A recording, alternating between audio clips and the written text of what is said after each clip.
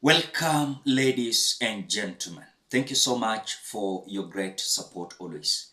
I'm so grateful for your continued support to this channel. Thank you so much, ladies and gentlemen. I want to start by asking a simple question.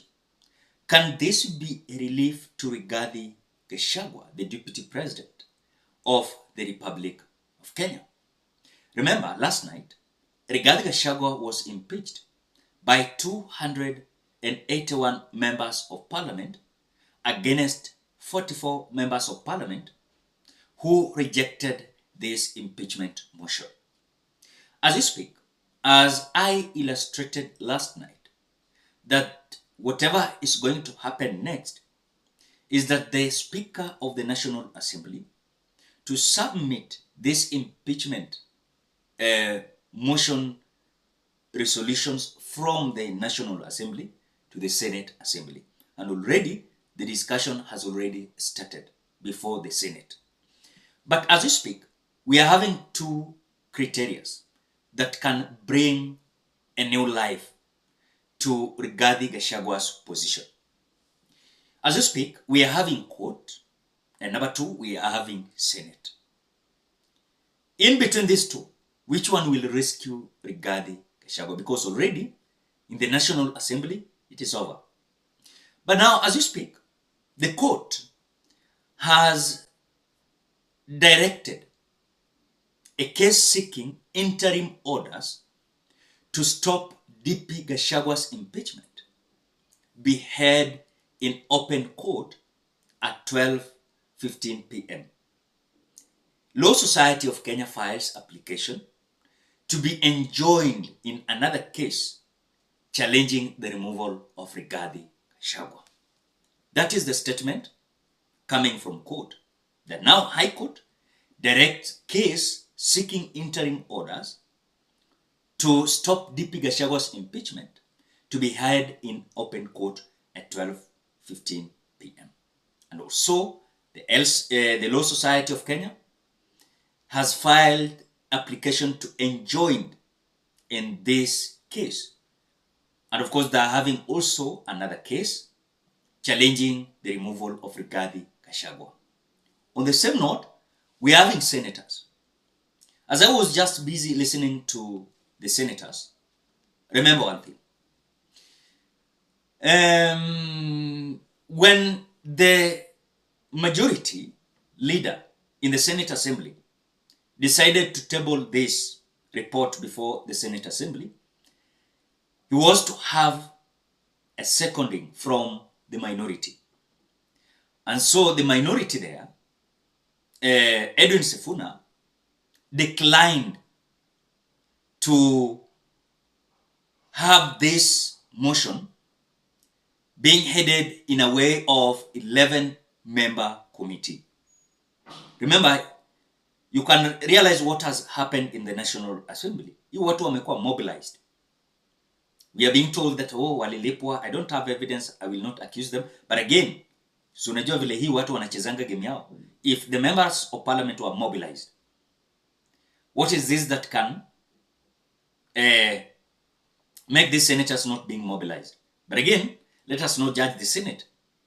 We are being told that Edwin Sifuna from the opposition has declined this motion being handled in 11-member committee. And so, this is going to be overall all senators. Listen to how Edwin Sifuna rejected. I want to invite the Senator for Nairobi, Senator Edwin Watenya Sifuna, to second this motion.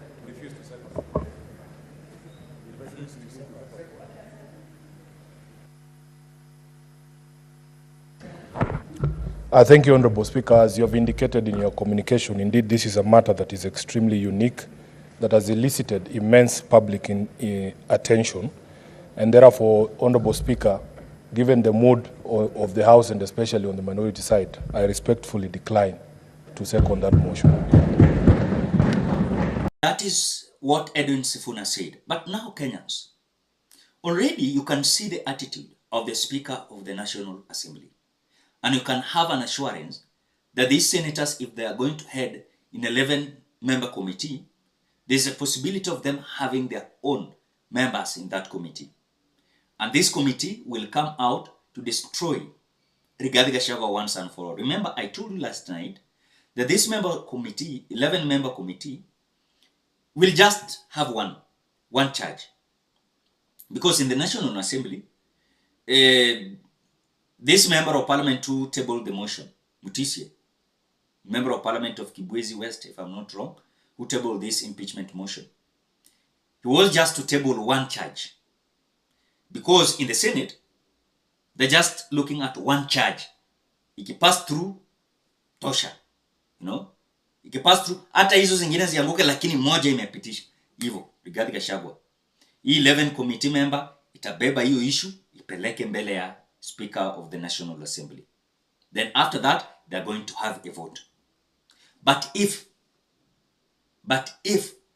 this 11-member committee wapate kwamba hakuna charges kwa hizo charges yote ilikuwa presented, I think it was 10 of them, if I'm not wrong, na wapate hakuna issue yoyote na hizo charges haina grounds za kumimpeach Rigathi Gachagua, they will come out to dissolve that case. Rigathi Gachagua being reinstated fully as the deputy president of the Republic of Kenya. But again, you can see the attitude of the Speaker of the National Assembly, that whoever is coming out to give his opinion independently, people like Akina Wambua, Akina Edwin Sifuna, they are being kicked out. Listen to how Senator Wambua is being kicked out from the Senate just because he is requesting to be given a chance to speak. But the senator, the Speaker of the Senate, Amason Kingi, has just decided to kick him out with no reason. Now, this is my direction, and it's very much what I've already directed. Honorable Wambua, which floor I have taken away from you? So, Senator Wambua, you're out of order and leave the chamber now for the rest of the day. Leave the chamber. We need to be orderly in this matter. We're going to handle a very heavy matter. We cannot have any senator heckling the speaker. As we go to this impeachment, you need to behave, Senator Wambua. Leave the chamber now for the rest of the sitting. Leave the chamber. Leave the chamber. Leave the chamber, Senator Wambua.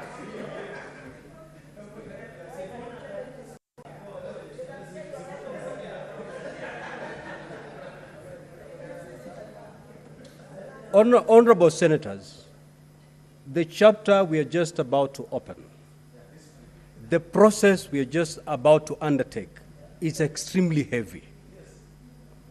The country and the world is watching. Decorum is the least we'll be expecting. So Kenyans, I want to say this. Rigathi Gachagua is going to have a relief if the Senate is going to decide to rescue Rigathi Gachagua. And if it is not Senate, then it will be now court that will decide that what about these charges about Rigathi Gachagua? What about these charges about Rigathi Gachagua? Because remember, these members of parliament have been mobilized. Some are saying wamelipwa because the voting in the National Assembly was overwhelming. And you can tell someone was behind it. At the end of the day, Kenyans, these MPs are just impeaching Rigathi Gachagua because of just a grudge of saying that the Mount Kenya must unite themselves. In this country, I'm coming from Nyanza. We usually vote for Raila Amolo Odinga. Will you call me a tribal person? Because this politics of the Republic of Kenya is tribal. You'll find that Kikuyus voting for their own. Kalenjins voting for their own. Luos are voting for their own. For example, in the last general election, 2022, if we are calling Kikuyus tribals, I want us to have this perspective. Last election, Kikuyus managed to vote for William Ruto 4 million votes. 4 million votes. Luos voted for Raila Odinga 100%. Sawa? Kambas voted for Raila Odinga because of Kalonzo Musyoka 100%. Then look at Kalenjins voted for William Ruto because of their own. The politics of the Republic of Kenya is tribal, which for me you cannot convince me that now when Rigathi Gachagua is saying that let the mountain unite themselves is a big problem. Now tomorrow Raila Odinga will come out to say, Luos, let us unite ourselves for the course of 2027. Will you come out to impeach Raila Amolo Odinga from the politics of the Republic of Kenya? Now, 2027, you'll hear some leaders from Rift Valley, Kalenjin, that let us unite ourselves. Will that be a crime? I don't think. So sometimes Kenyans, let us open our minds and let us see this in this perspective way. That tribal politics will not end. You are just being fooled by some individuals who want to eat and fill their stomachs. That is it.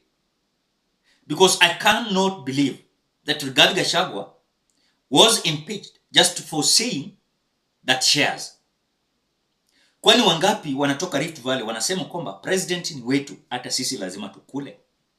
And that is why Kalenjins are more. Wakalini wengi sana kwa hii serikali. Has someone complained about that? No one. When Rigathi Gachagua said that I don't have any problem with broad-based government because already we have our 8 positions. We have been given with William Ruto, and we say thank you to William Samoei Ruto. Was that a crime? The same way Nyanza celebrated because their own were given positions. John Mbadi was given the CS of Treasury. Opiyo Wandayi was given the position of Energy. Dorcas Oduor was given the position of Attorney General. Raymond Omolo, the PS of Interior. They are celebrating because their own wamepewa kitu. Is that tribal? On the same note, when Rigathi Gachagua talked about shares, how people are being given, I know people are reasoning in 2 ways. 1, in terms of resources. 2, in terms of position. But now Rigathi Gachagua is being accused in terms of resources. But who is this that will deny today that he has not spoken on this issue of resources? Wengi wamesema sasa tuko kwa serikali, hata sisi kabila yetu lazima wa benefit. Wangapi wameongelelea hiyo? Wengi. Why crucify Rigathi Gachagua alone? When I say that, someone is telling me I'm a pro Rigathi Gachagua. But I'm telling you the truth. The tribal politics will not end in the Republic of Kenya. I'm telling you. You cannot have, uwezi kuwa na maarufu kama kabila yako waja kusupport. I'm telling you. Tusidanganyane. Ni nini tunajadanganyana? Today, let me ask you Kenyans. I will vie, maybe if I decide I will vie for presidency. Sindio? Sindio? Tuseme presidency, because presidency will place me in different tribes. For example, natoka Nyanza mimi. How will I have support kama tribe yangu hawako nyuma yangu? Na hii siasa ya Kenya. You want to tell me nitapata support kama tribe yangu hawako nyuma yangu? Is that a crime? It's not a crime. The only thing that I've realized with these members of parliament, they are demonizing this kind of tribal politics. They are demonizing it in a way that will create chaos in the Republic of Kenya. So, come on, guys. If we are crucifying a certain tribe more tribal, then myself, as a Luo, I will confirm to you that sometimes we celebrate because our own amepata kitu. We are tribal, all of us. We are tribal. And that is the confusion that we are always having. Nimesema tu hivi, utasikia mwingine ana complain hapo, sijui I'm telling you here, Rigathi Gachagua might not be rescued by either National Assembly the way wameshafanya, And Senate, because already William Ruto has pocketed this parliament. Iko kwa mfuko yake. So whatever he directed to be done, final. After these members of parliament wamekuwa pocketed to the pocket of William Ruto, the question is, can court rescue regarding Gachagua? This is a scenario where Mwangaza was impeached. He was, or rather, not he. She was impeached. But court stopped this. Can court stop this, Kenyans? That is the question. Because already I don't have hopes in the way I had no hopes in the National Assembly. I don't have hopes in the Senate. I cannot assure you that Senate is going to rescue. But again, it will depend on how they're going to handle Rigathi Gachagua. That is the question. Can Rigathi Gachagua be rescued by the Senate or court? What do you think? Drop your opinion at the comment section below. Otherwise, thank you so much because of your great support. Please consider subscribing, liking, commenting, and sharing this video. Bye-bye till we meet in another video.